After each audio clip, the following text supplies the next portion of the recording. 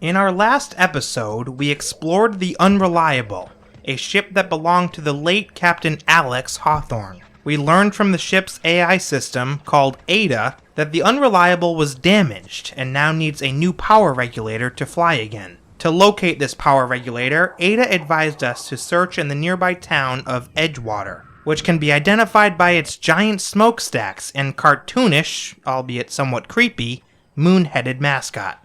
The inside of Edgewater looks much less inviting. The streets are overgrown with weeds and littered in trash. The buildings are covered in rust and grime. There's even a plague sweeping through the town, according to two residents I overheard talking on the side of the road. Wonder if the plague's ever gonna pass. Just keep working. Work fortifies the spirit. Well, that's one way to fight through a plague. Just keep working, brainwashed fools. Behind the residence, I found 2 rows of propaganda posters.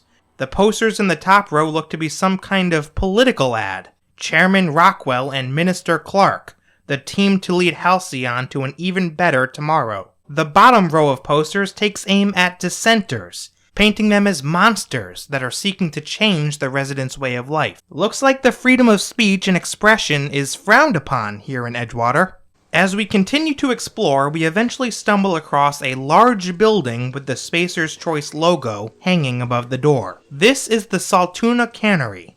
On the inside, we find what looks to be a receptionist desk with some dehydrated water tablets, that's an oxymoron if I've ever heard one, and some Nyko pads. There's also a terminal on the desk, but I decided to come back to this at a later time and instead head into an elevator to the north. After pulling a lever, we can take the elevator all the way to the top and then listen in on a conversation between Reed Tobson and Parvati.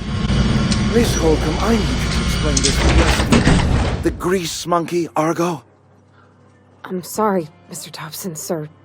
You asked why it's taking so long to fix. The answer's technical. Don't apologize. Just try using small words for me. The cans bust open in the oven because she's set to cook saltuna, which isn't what we've got. Mr. Tobson? I think there's someone here to see you. Focus, Miss Holcomb. You and I are still talking. Let's start over. Walk me through the process. Show me where it's going awry. Well, sure. It's, mostly on account of what we're feeding into the mechanism.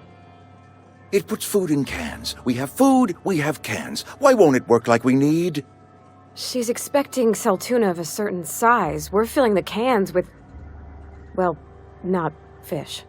So, Saltuna cans aren't being filled with fish. Then what are they being filled with? Seems to me like there's a cover-up going on here. Stepping out of the elevator, we can talk to Reed Tobson. Seems we've got a guest. Really now, Parvati, I do wish you'd spoken up. I do apologize. I was given no forewarning of your arrival, or I might have welcomed you at the gates myself. You must be the town boss. I'm Reed Tobson, Outpost Administrator. I must say, wearing a marauder's outfit is in very poor taste. I do wish you'd show your uniform a little more respect. Ah yes, the marauder outfit I put on in the last video. I probably should have taken that off at the gate. What's this you say about a uniform? Shirt, pants, work boots, company-approved colors. The, honorable apparel of a loyal worker? Listen, I think you may have the wrong idea about me. Yes, so it dawns on me. Seems I allowed my excitement to run away with my wits. Been a few seasons since we've had a visitor pass through. I wonder why. Listen, my ship needs repairs and I'm looking for a power regulator. Only regulator we got is hooked up to the town transformer. Mr. Tobson ain't liable to be keen on dismantling it. I beg your pardon. I am most emphatically not keen on any such thing. I can't let you have our power regulator. But I happen to know of another one, and I happen to know exactly how you may retrieve it without frying yourself in the process. Wait, let me guess. You want me to do something for you before you'll help me? My proposition benefits the both of us. Please, hear me out. There's a power regulator in the old Botanical Lab. It's mostly abandoned, so all that power is being squandered. Go down to the geothermal plant. Reroute power from the Botanical District over to us. Once their power's shut down, you can have their regulator and be along on your way. You say mostly abandoned. What do you mean by that? I was not entirely sure how to tell you this. The Botanical Labs are not legally inhabited, but there are people who live there. Well, I don't think those people will take too kindly to losing their power. No, I do not imagine they will be pleased. But like a parent disciplining an unruly child, you will be doing them a kindness. The people living in the Botanical Labs, they're deserters, former workers. I need them back at their posts. I need them to come home. And why's that? Edgewater is struggling. We haven't hit our production quota in years.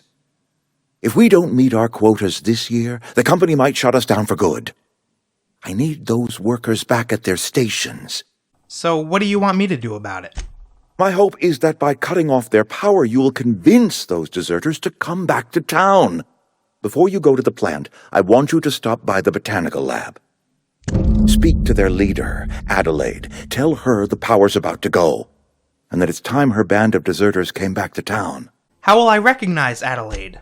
Adelaide's older than the other deserters. She's dignified, kindly. From what I understand, her camp looks to her for leadership.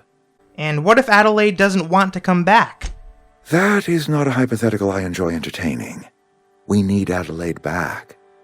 Nonetheless, I will settle for the return of her followers. We belong to one community, the Spacer's Choice family. If we dissolve into factions, then we will all perish separately.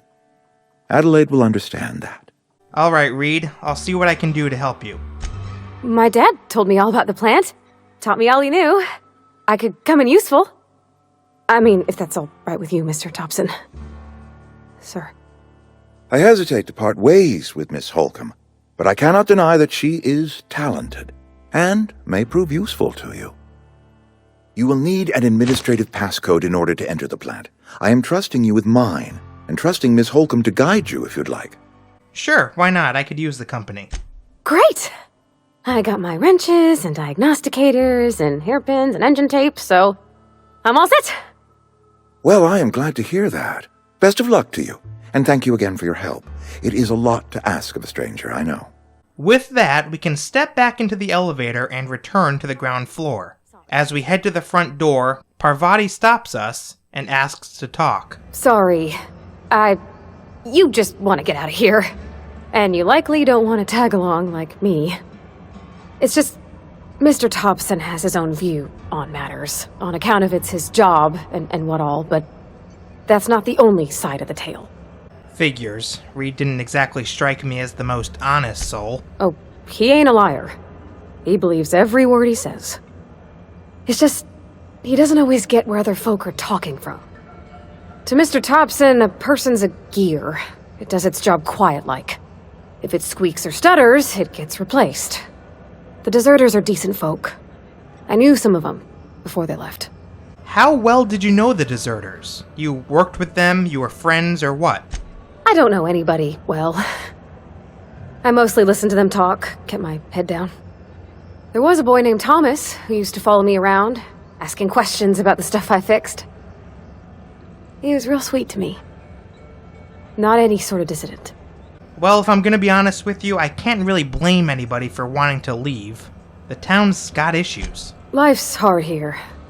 Especially for them that don't fit in so well. We're one big Spacer's Choice family, but every family's got the one the rest whisper about.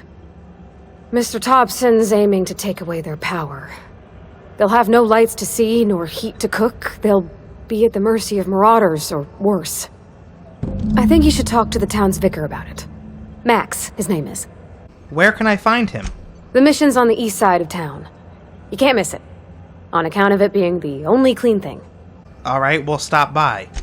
Thanks, mister. I just think when you gotta make a decision that'll hurt somebody, it's best to think on the right and wrong of it. That's what my dad used to say anyways. Well, so far, Parvati seems to be the most rational, level-headed character we've met in the game. You'll notice that she didn't plug Spacer's Choice to us at all throughout our conversation with her, unlike Lieutenant Mercer and Guard Pelham in our last video. She seems normal, for lack of a better word, and hasn't been brainwashed by Spacer's Choice. I found this to be a big relief. The doors to the left and right of the receptionist desk lead onto the Cannery's production floor, which we'll explore at length in a later video. For now, we can head out of the cannery and travel east until we reach a large, church-like building. I've always felt weird in here. It's too clean. In a small office just around the corner, we find Vicar Max. Yes, what is it?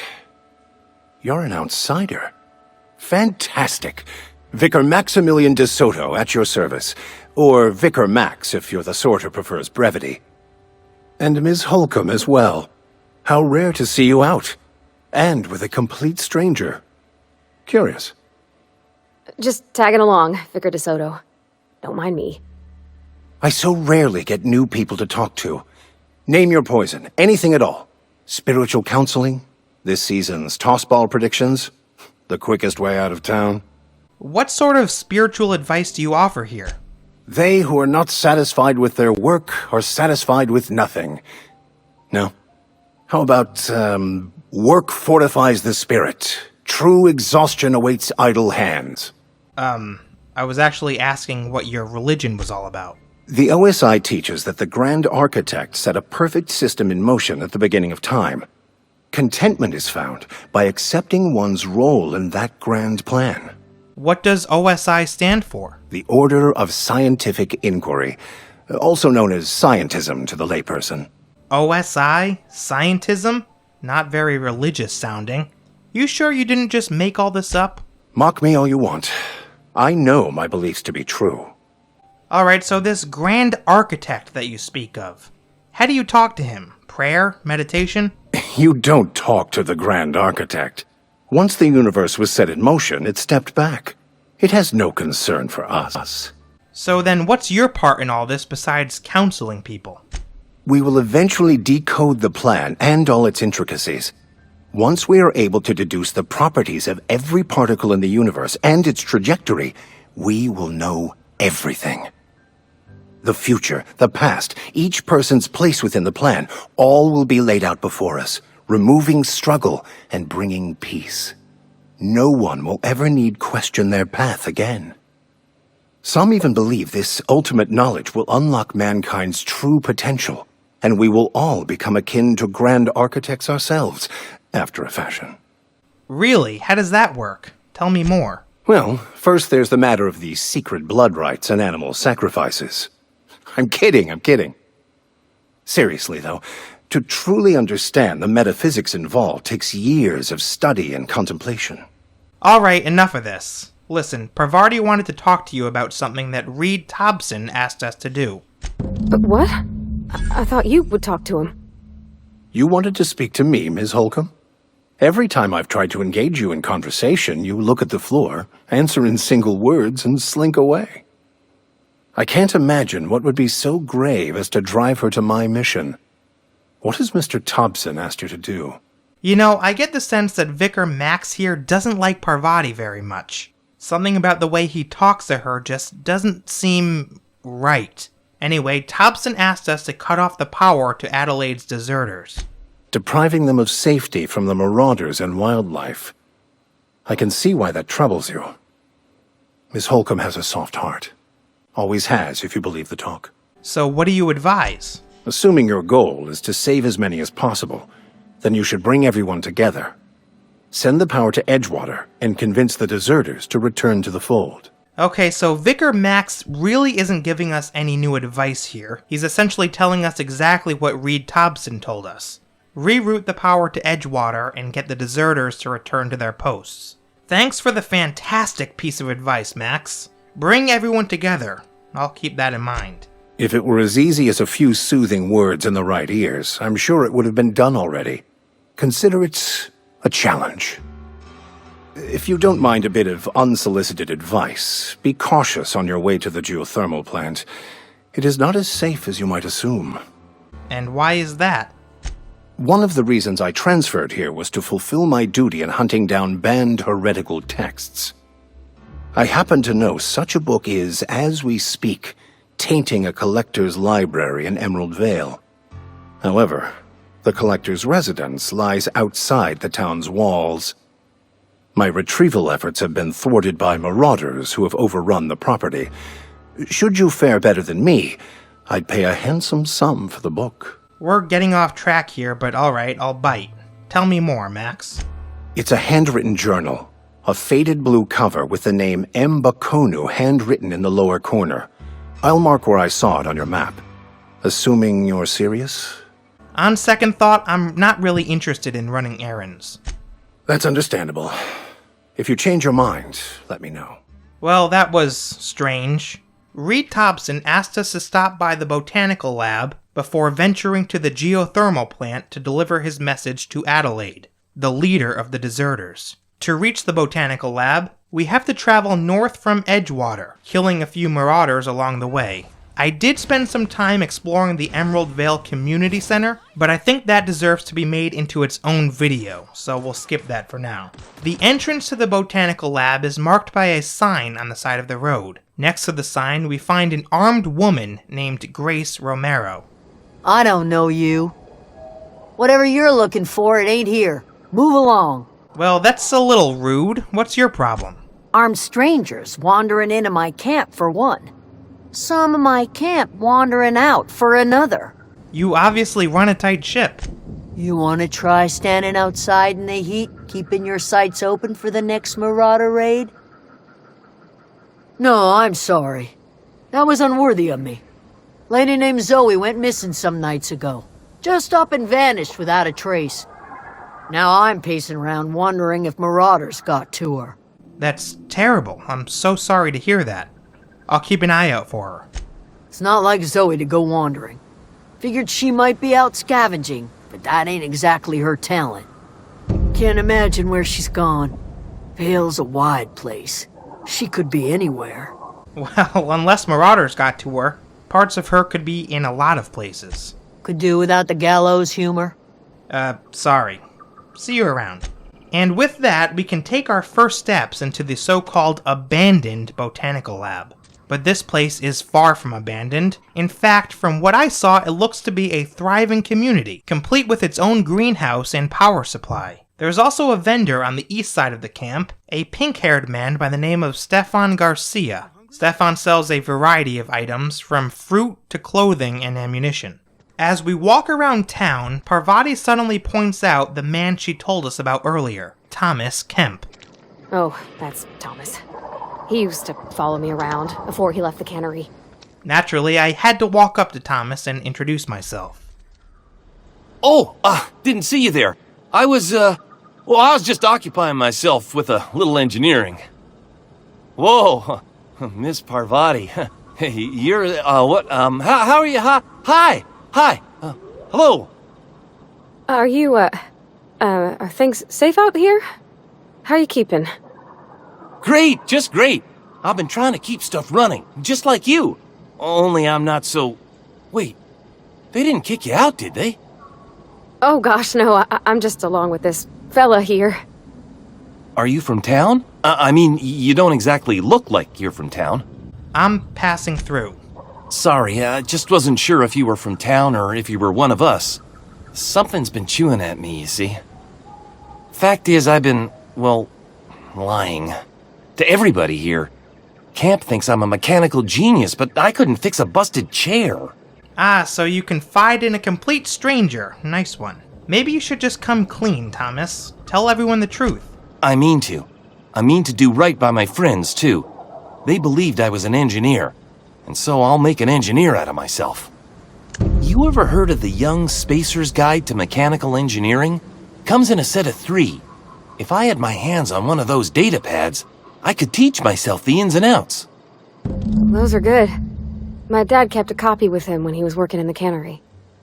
I know the old community center kept a copy. Should find another one back in town.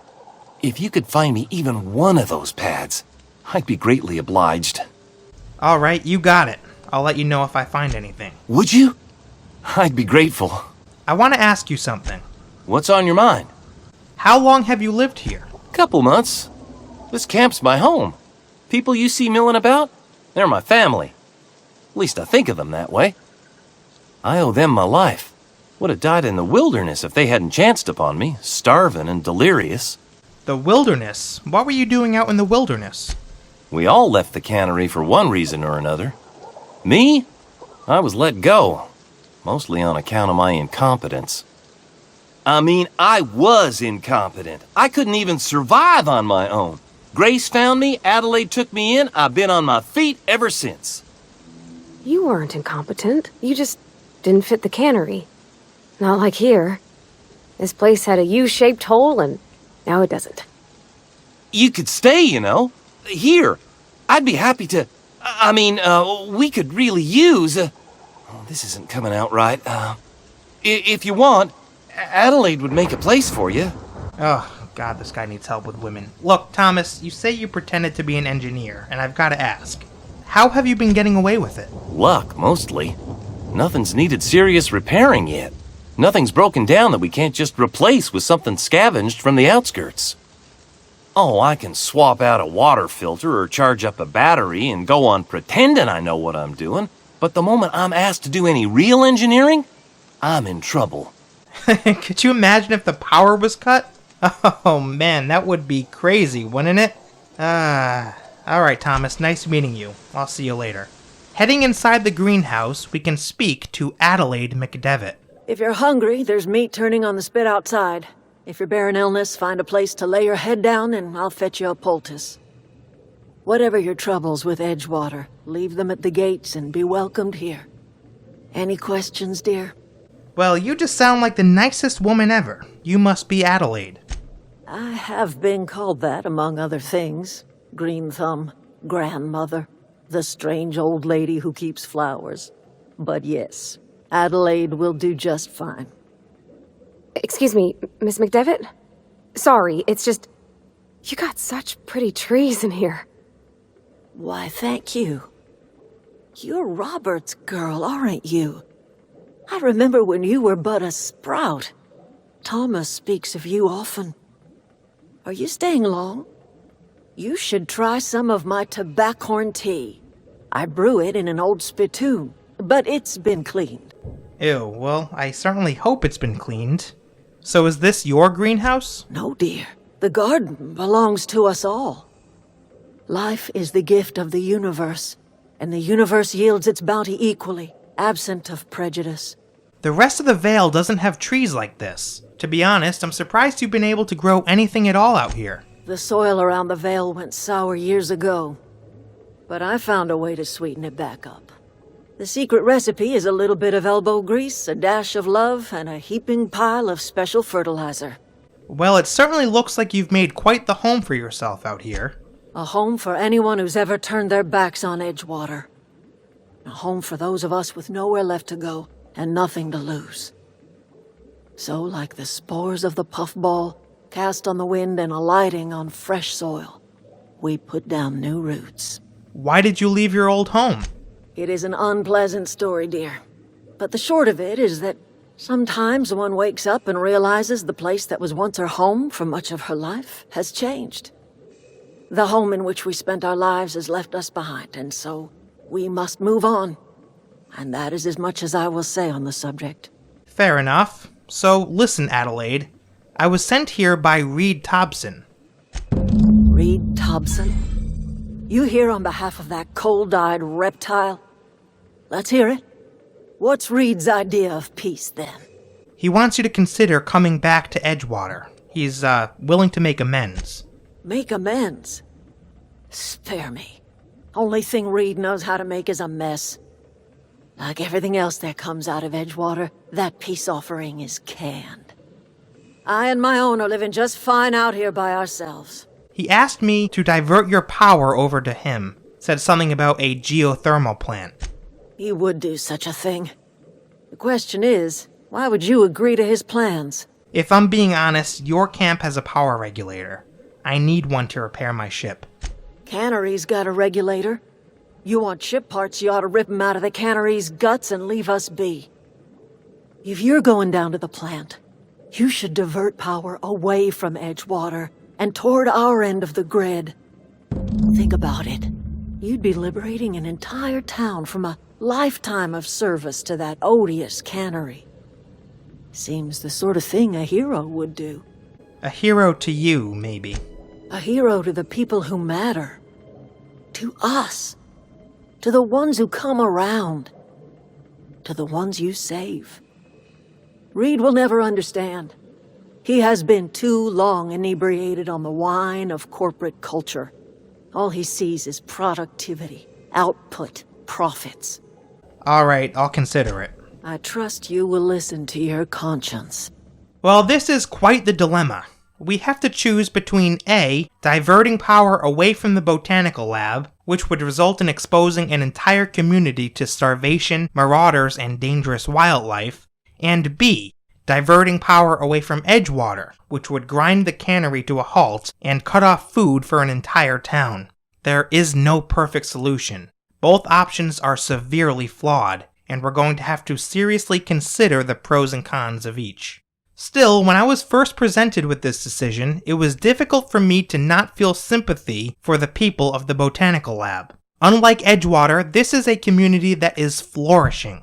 They are growing their own food. They have their own miniature economy. The people are happy. This to me is what every town in Halcyon should be striving to become. To cut the power from it and doom the people who live here seems counterproductive, if the overall goal is to make Halcyon a better, more ethical place to live. The geothermal plant is located not far from the Botanical Lab, just down the road to the south. The entrance is marked by an electric fence, so to get inside we have to slip through an opening in the gate off to the north. Here we immediately get attacked by mechanicals.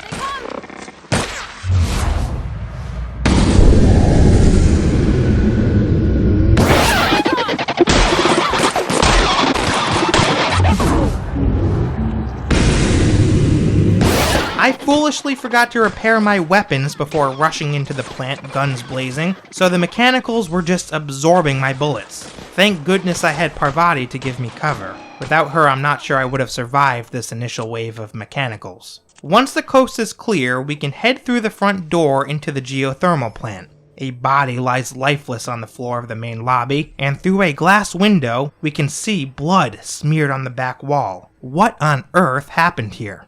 Heading through a door to the north, we see that there are a few different paths for us to take. There's one door to the east, a second door to the west, and a set of stairs leading down to the north. Approaching the door to the east first, we suddenly get attacked by a combat drone.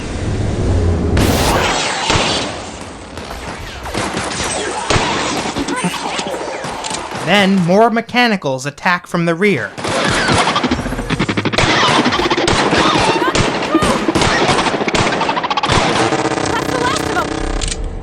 After looting the robots, we see that the door to the west actually leads back outside to Emerald Vale, so we'll ignore that one for now. However, nearby to the south, we do find a ladder leading to an upper level. On this upper level, we can loot some energy cells, and inside a bin, we can pick up some bit cartridges, weapon parts, and an axe. Since all of my firearms were damaged, I decided to equip the axe, even though it deals a relatively low amount of DPS. Just a few steps away to the east is a door that leads into the manager's office. On a desk in the middle of the office, we find a terminal that belongs to one J. Braden. If we select Messages, we can read a series of emails, the first of which was sent from Spacer's Choice to Miss Braden. Subject line, "Get it together, Miss Braden.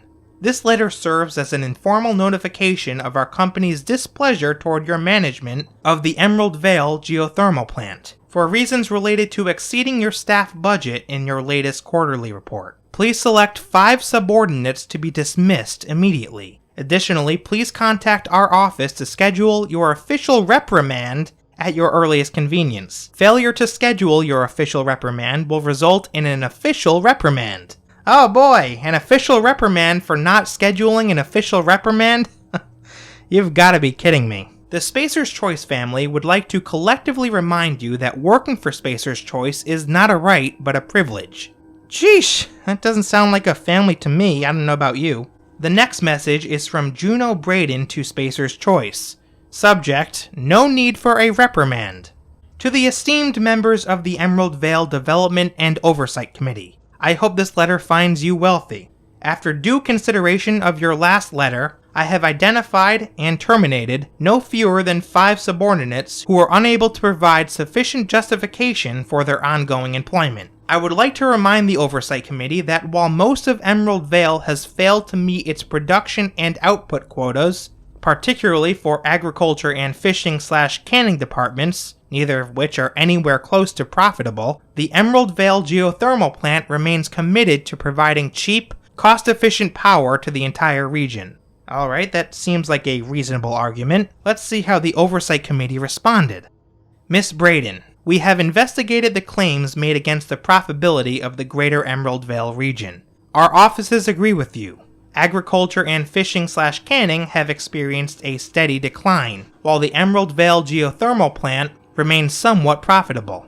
Our offices are currently investigating ways to implement additional cost-saving measures, which will ultimately lead to a cleaner, more streamlined, more efficient geothermal power plant. Please be informed that the Spacer's Choice Development and Oversight Office has taken a significant insurance policy against the Emerald Vale geothermal plant. The office would like to assure you that this insurance policy is a standard procedure.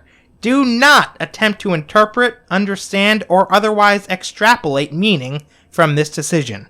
As a special courtesy, we have deployed a proprietary team of engineering specialists to the Emerald Vale geothermal plant. This team of specialists has been instructed to refit and upgrade the plant's population of auto-mechanicals, free of charge. Thank you for your cooperation. Oh yeah, that's not suspicious at all. Spacer's Choice takes out an insurance policy against the geothermal plant just before they get ready to upgrade the plant's auto-mechanicals. Clearly they knew they were putting the employees of the geothermal plant at risk. Oh, but wait, we're not supposed to try to interpret, understand, or otherwise extrapolate meaning from this decision. Nothing to see here, everybody. Nothing to see here.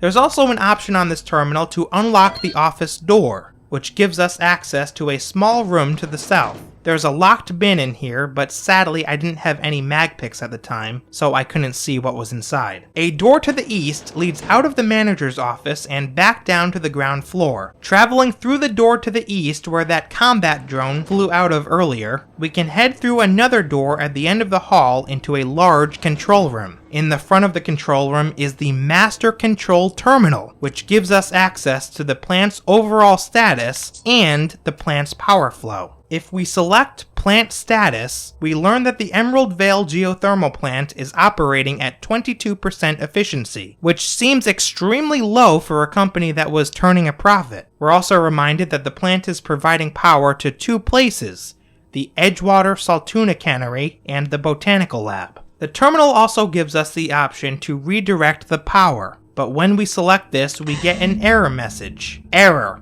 Power redirection has failed. Manual override required. Please activate all 3 electrical track switches. I knew this couldn't have been that easy. Heading back into that first room and then traveling down the stairs to the north, we can check out an office on our left. Here we find a Verity's breath inhalant on a table next to some Stimulotion, and on a small shelf we can loot a mag pick and some light ammo. There is a terminal in the corner of the room, which gives us access to the personal files of S. Tanaka, Chief of Security. Personal log 079 reads, Chester Higgins again. That hullhead found him fiddling around with one of the mechanicals, so I had to write him up for tampering with company property. Just in case I'm reading this a couple days from now and feeling bad for what I've done, let me just remind myself that I've warned him before. He's always been a little crooked in the skull. He was working on some logic module. I confiscated it. Should be in my lockaway room for the foreseeable future. Personal log 087 reads, Doesn't sit right with me. Company's been replacing our guards with auto-mechanicals. At this rate, I'm gonna end up a chief of security with no staff. Just a small army of mechanicals knocking about, guns pointed every which way. Company tells us they're safe, programmed to treat us as humans like their own. People are liable to break down, but an auto-mechanical never will. I don't know, doesn't sit right with me. But the company's never been wrong before, I suppose. So the guards were being replaced with mechanicals. Why would Spacer's Choice do this? Interesting. Personal log 098 reads, Worst has happened. Mechanical's gone crazy. Locked myself down here, just trying to gather my courage. Gonna make a mad dash for the control room. Might be able to shut things down. Will delete this entry if I ever return. Well, it looks like Tanaka never made it back to his office alive. Otherwise, we wouldn't be standing here reading this message. Finally, automated message 006 reads, "Greetings Security Chief S. Tanaka. This is an automated message initiated by Spacer's Choice Worker Safety Contingency Protocols. A security lockdown has been initiated. This is not a test. Your behavior during this lockdown will be reviewed during your quarterly audit." A security lockdown was initiated?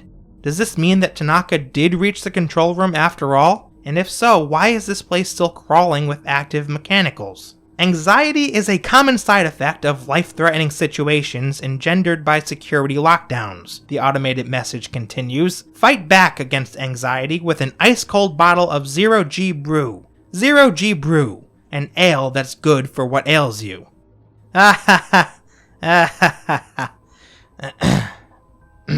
We can then unlock the door up ahead using the security password that Reed Tobson provided us with. Heading out of the security office and through that door, we find ourselves in a giant production room full of tubes and machinery. Suddenly, as we head down a ramp, we get attacked by more mechanicals. Sweeping.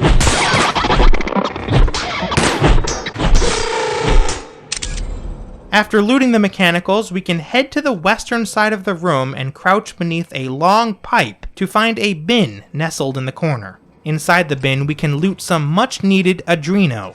There's more enemies on our compass, and we can confront them by heading through a door at the bottom of the ramp to the east. System.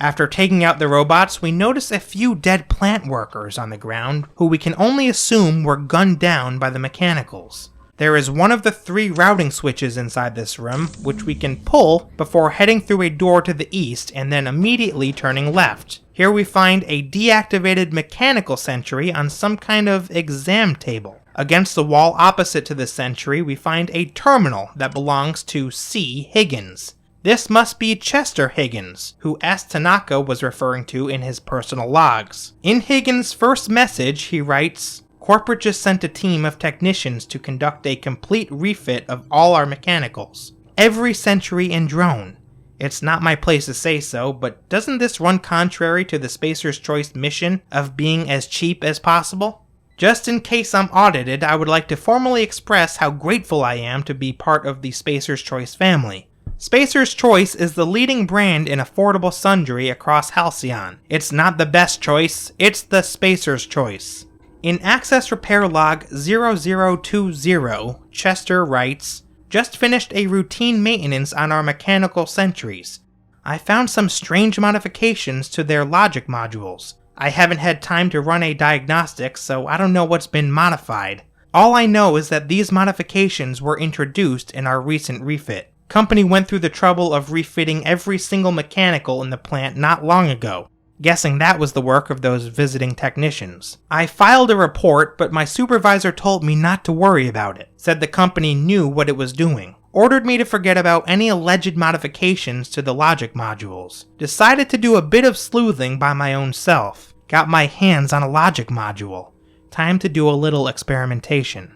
Feel free to call me cynical here, but I'm starting to think that Spacer's Choice intentionally modified these mechanicals so that they'd kill off the employees as a cost-saving measure. That's why they were replacing the guards with mechanicals, so that there wouldn't be any real resistance once they tampered with the logic modules and turned the mechanicals hostile. That's also why they took out an insurance policy before sending in the technicians. They knew exactly what they were doing from the start. Then, in the end, they could play innocent, say that the robots just happened to go rogue but they had nothing to do with it, and then walk away with a sack of money from the insurance company.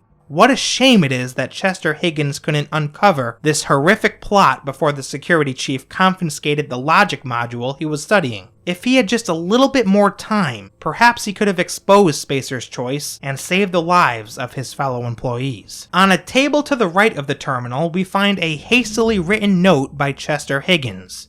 Borrowed a copy of the Young Spacer's Guide to Mechanical Engineering. I think it's volume 3. I need something to read down in the pit. Much obliged. Well, we'll have to tell Thomas back at the Botanical Lab that we found the location of one of the 3 mechanical engineering books. Next to the note, we can loot a bypass shunt. From here, we can follow some stairs up to a catwalk that leads to the other side of the room. There's a mechanical sentry we can loot, and passing through a door on our right, we find ourselves in a control room, with several screens and monitors branching out of a central hub. Inside this room is another terminal, but sadly it was locked, so I couldn't read what it said. If you were able to unlock this terminal in your playthrough, let me know what it says in the comments below. There's another set of stairs to the north, but this just leads back down to the room we were in earlier. If we turn northeast, we can enter into some kind of a silo, the walls of which are glowing red from magma flowing through a long tube in the center. Go away, Phantom! Was that Higgins? As we continue to make our way down to the base of the silo, Higgins continues to call out to us. Get away! Go away, Phantom! Now, oddly, I never actually encountered Higgins in my playthrough, which was disappointing. I would have loved to know what he had to say about the logic module he was studying, or why he is now yelling at so-called phantoms. There were several doors that I was unable to unlock, so I suppose it's possible that he was hidden away in a room somewhere, but I'm not entirely sure. If you encountered Higgins in your playthrough, please let me know how it went in the comment section below. Anyway, after taking some stairs down to floor 02, we can enter through a door to the west. There is a second door here, and on the other side is a room with pipes running along the walls, steam leaking out of them. Just up ahead, we run into another mechanical.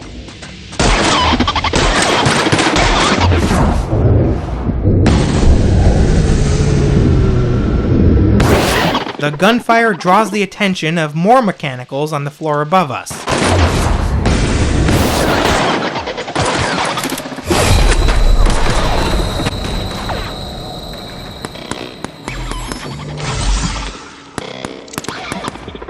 Thankfully, I was able to take them out with the help of Parvati and my trusty grenade launcher.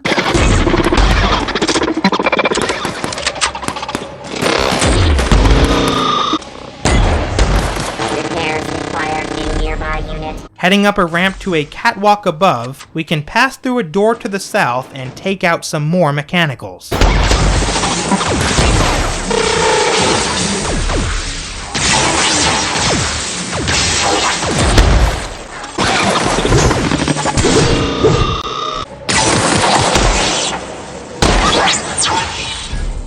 After looting a dead plant worker, we can head up another ramp and travel through a barred door to the south. This ultimately leads back to the Chief of Security's office not far from the main entrance. We've already explored this area, so circling back, we can head through a second barred door, which leads to an area we've already explored.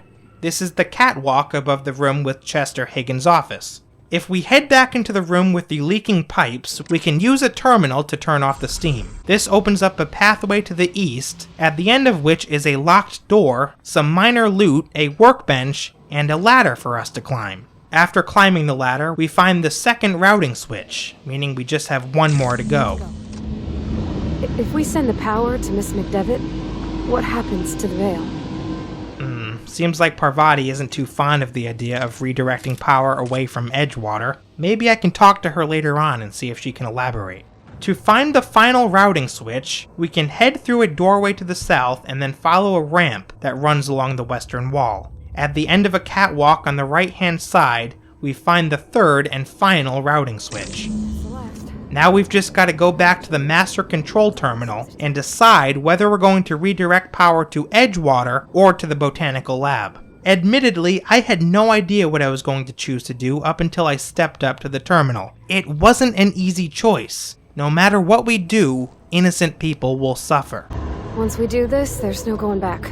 As we walk up to the terminal, Parvati stops us for a few final remarks. Hey, mister? Look, I know you want your power regulator and all, but I just gotta ask you. Do you understand what you're about to do? I wouldn't mind hearing your opinion. I don't think you should cut off Edgewater's power. I think it would be cruel. I'm sorry. That just sort of came out all at once. Edgewater's hurting. We've been losing workers year after year, and corporate hardly ever sends replacements. There's barely enough Saltuna to fill our bellies anymore. But the town's got some good people in it. Decent, hard-working folk just living their lives the only way they know how. They don't deserve to be punished. But what about the deserters? They're a community too. I can't just destroy everything they've worked to build. Miss Mcdevitt's built something beautiful. Somehow she's talked the ground into giving life again. It's plain to see she's made the Vale a better place. Fed the hungry, tended the sick. Gave a home to those that had none.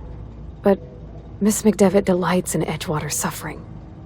She wants to hurt the town. Do you really want to be party to that kind of hatred? I see your point. I think I'm ready to make a decision. Sorry, I didn't mean to babble on like that. I felt like I had to say something. No, I'm glad you did. I like hearing from you. Really? I mean, wow. Thanks. No one's ever told me those words in that order. With that, we can access the master control terminal and make our decision. We'll explore what happens in each of the two scenarios, but first I wanted to go with my gut and reroute the power to the Botanical Lab.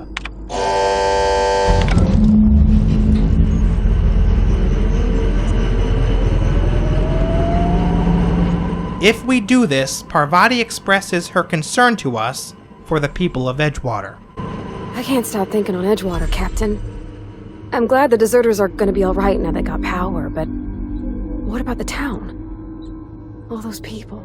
I know, Parvati, I know. It wasn't an easy choice, but Adelaide's camp represents what Halcyon needs to one day become. Adelaide's camp stands for compassion, acceptance, giving people a second chance. Edgewater stands alongside a corporate dictatorship and treats their residents like scum. We need to embrace the former and reject the latter. Reject the status quo instead of going along with it. After exiting the geothermal plant, we can head back to the Botanical Lab, where the residents seem to be flourishing in the wake of our decision. I've never seen the camp so lively. I've never seen the camp so lively. I've never seen the camp so lively. Heading into the greenhouse, we can speak with Adelaide and see what she thinks of our choice to reroute the power to the Botanical Lab. Do you hear that? That low, pleasant hum of electricity? It whispers across the Vale like the winds of change. You've done well. I would have paid my last 5 bits to see the look on Reed's face when the last lamp in town burnt out and the cannery fell to silence. Wow, Adelaide, I've got to be honest. You really seem to have it out for Reed. My son worked in that cannery. When the plague started coming, he was one of the first to fall sick. We had a store of medicine locked away, but Reed refused to treat him. Said my boy didn't deserve treatment. Said the medicine would have been wasted on him. So I buried my boy in the cemetery, gathered my belongings, and left. That's as much of the story as you need to hear. That's horrible. I'm so sorry to hear that. What happens now? Time's come to look toward the future. We'll grow, I expect. A lot of workers out there with nowhere else to go. And a lot more mouths to feed. Not as many as you'd think. We're not about to let the whole town join our flock. Just the ones willing to renounce their corporate loyalties and live the way nature intended. I am curious. Why did you help us? You don't know who we are. You don't owe us a thing. The plant's crawling with mechanicals, so it stands to reason you risked your life. Between your camp and Reed's cannery, yours is the better way of life, Adelaide. You're not quite like anyone else I've met. You have an edge-of-consciousness program by the board. You're welcome among us if you're ever so inclined. And with that, we can leave Adelaide to her plans and fast travel to Edgewater to see how Reed Tobson is taking our decision to betray him. As we walk through town towards the cannery, we notice that all of the lights have been shut off, and the residents seem extremely concerned. Just gotta keep our heads up. How am I supposed to file a report with the power dead? We find Reed Tobson inside the cannery looking extremely displeased with what we've just done. You want to know what gets my bile churning? Edgewater has suffered a cavalcade of disasters, plague, marauders, desertion. Then you wandered in town. And I was so damn sure our luck was starting to turn. I never knew how right I was. Just answer one question for me. Why'd you do it? With all due respect, Reed, I don't owe you an explanation. You're right. I put the fate of our town in the hands of some feckless transient. This is my fault, and all Edgewater's paying for my mistake. Whatever you were hoping to find down here, I advise you to turn around and leave. I have got guards posted, with orders to fire on you. What's going to happen to Edgewater? Edgewater's dead. Our cannery's dead. Adelaide's deserters are never coming back. Spacer's Choice will shut us down before long. Some of us will die of illness by then. Some will move on. Some will starve. And as for me, I will tender my resignation, whereupon I shall be processed and then duly imprisoned for gross incompetence. I'm sorry if my decision will cause any unintentional suffering, Reed. Apologies won't give us our lives back, but for what it's worth, I am sorry too. I'd call off your guards if I were you. I don't want them bleeding all over my power regulator. All right, easy now. Let's not do anything we'll regret. I'll order my guards to stand down. Take what you came for and then leave us be. With that, we can head into the connecting room and take the power regulator. For completing the quest this way, we are rewarded with a total of 27,900 experience points. Additionally, we get a boost to the deserter's reputation. But what if we didn't end the quest this way? What if instead of rerouting the power to the Botanical Lab, we sent it straight to Edgewater? If we choose to side with Reed Tobson and his cannery, then the next time we visit the Botanical Lab, we see that the residents are suffering. With no power for cooking or heat, they are forced to huddle around a fire, worrying about everything from food spoiling to being hunted by canids in the dark. Knowing that all of this is a result of our decision is truly heart-wrenching, and we only feel worse after speaking with Adelaide.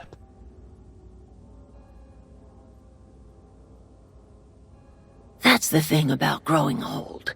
Your eyes start to fail.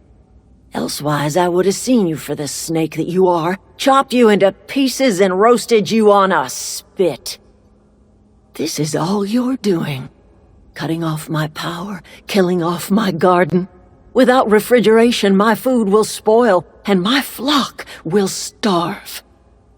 I want to ask you this in private, away from the eyes of my flock, so they do not see me lose my temper.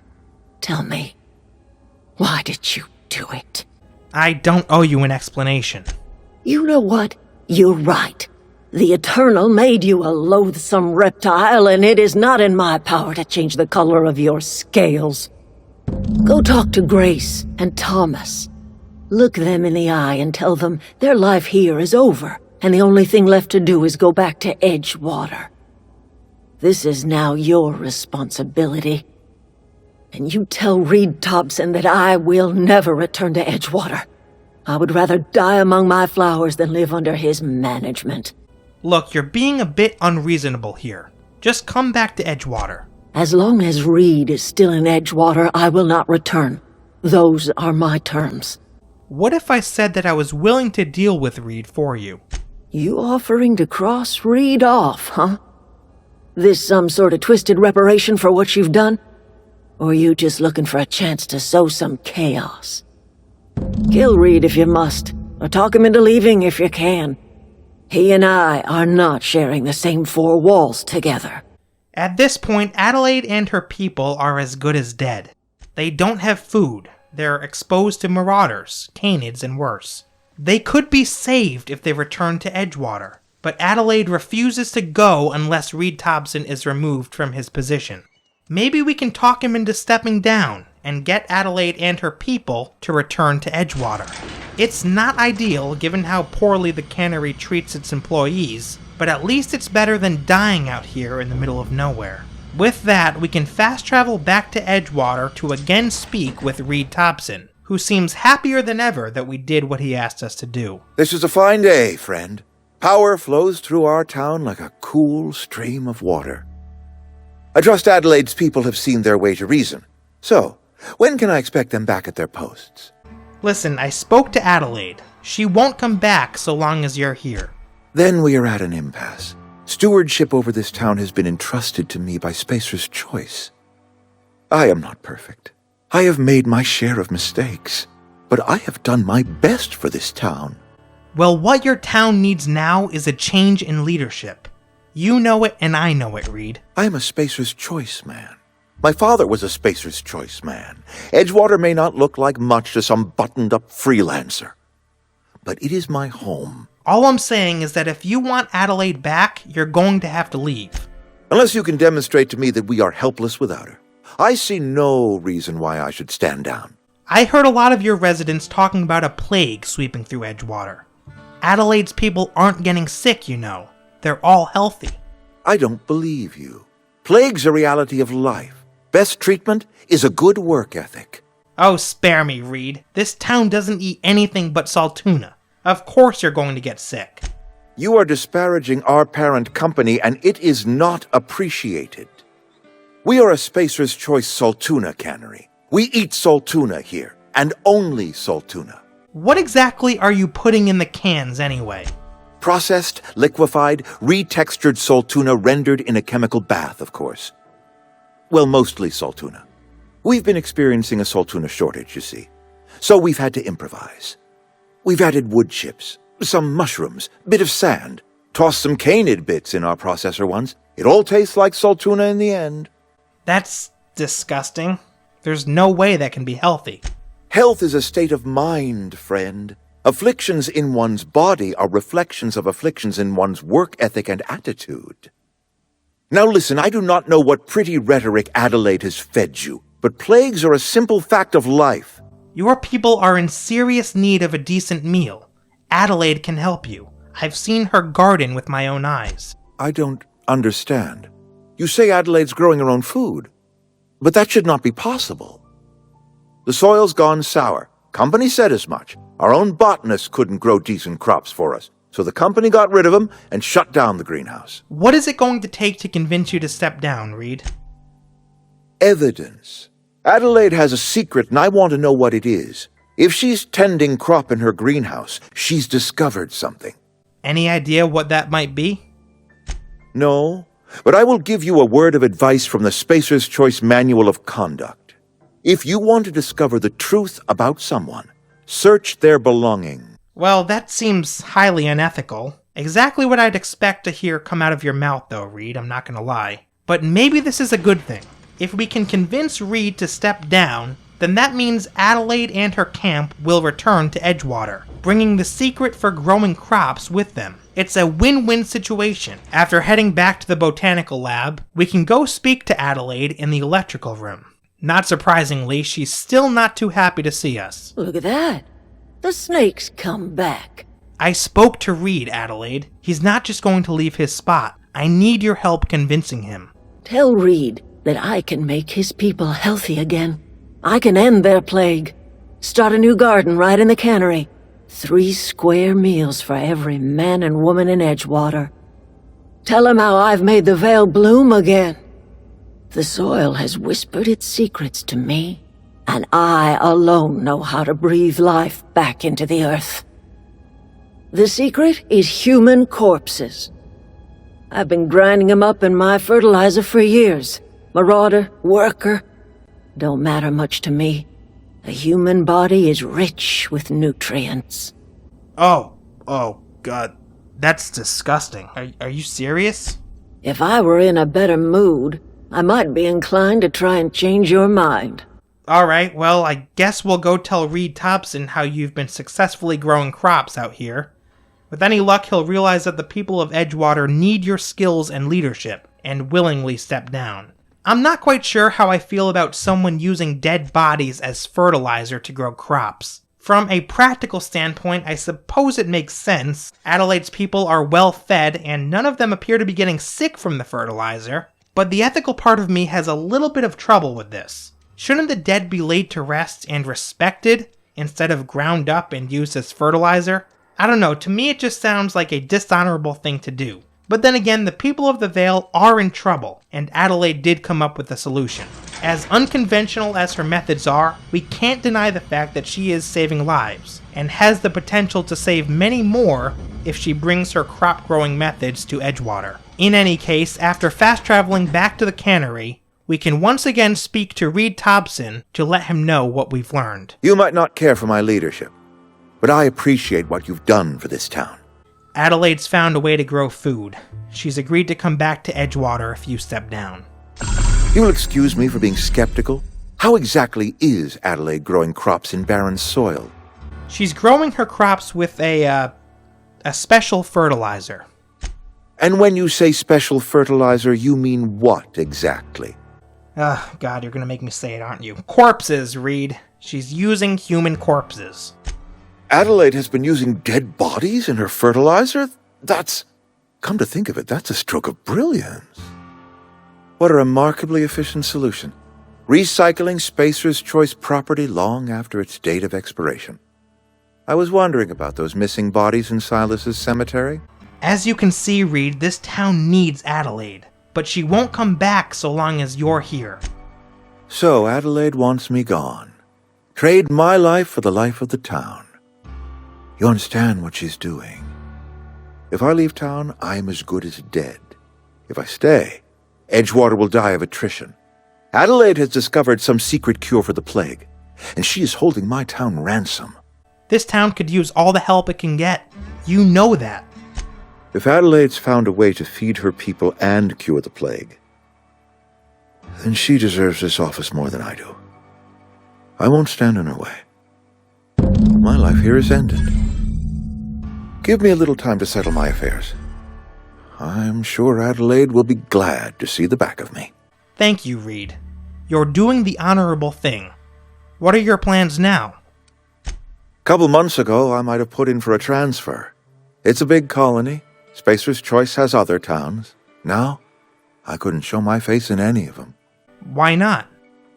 No such thing as an honorable resignation. Suppose I could find a place outside the walls, or put in for early retirement. Take care, Reed. Finally, we can go back to the Botanical Lab one last time and let Adelaide know that Reed Tobson has agreed to step down. Look at that.